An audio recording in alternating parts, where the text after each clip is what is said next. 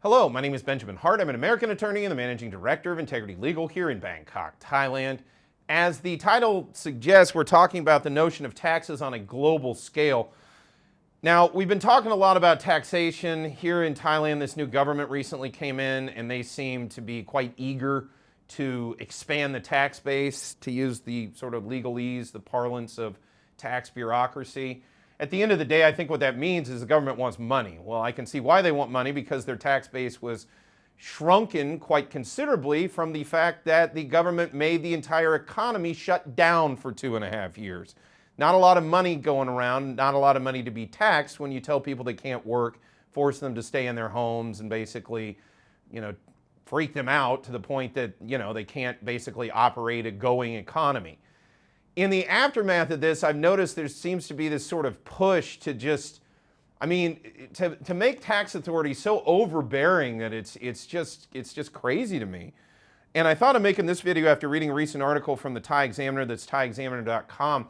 As per usual, Thai Examiner is very thorough on this topic. I urge those who are watching this video, go check out that article. But I'm going to quote a small excerpt here, quoting directly.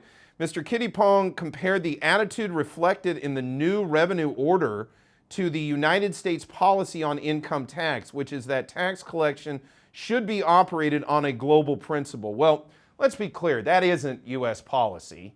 The United States does have tax policies pertaining to their domestic tax base, and I think what they're conflating here is the notion of taxation on worldwide income, which I don't think a lot of people really understand.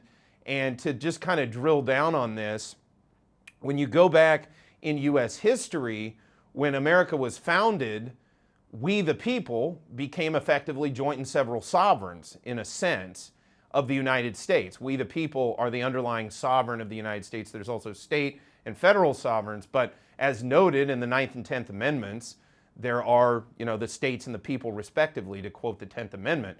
So it's not United States policy, it's the government's policy to tax the citizenry based on the national debt.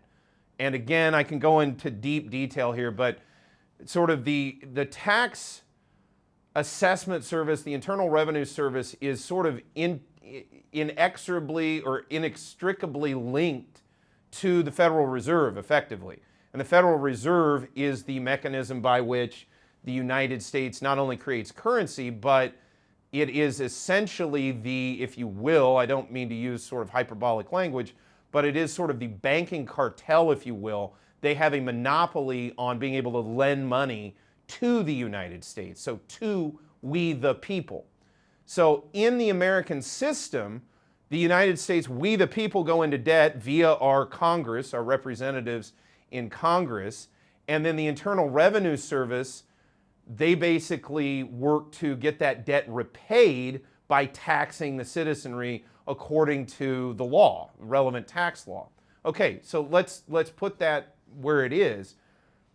Unlike many other countries, the people of the United States are, in my opinion, unfortunately taxed on their worldwide income because, again, we the people are the underlying sovereign who go into the national debt, who then need to pay it back. It's not a global principle. If anything, it's actually very much a local principle, but it ends up being applied globally because Americans can move wherever they want to live, but they still have certain tax obligations by dint of their American citizenship. Now, reasonable people can massively disagree on that. I don't want to get into a big debate over whether taxes are right or wrong, but one thing I have noticed is there seems to have been this push in the last couple of years, this notion of a global tax, and we don't want anyone hiding. And I even noticed the PM at one point here in Thailand said something akin to, everybody has to effectively be taxed. Well, that's never been the principle that's underlied the, how do we want to call it, the rules-based international order post-World War II regarding tax. People have basic human rights.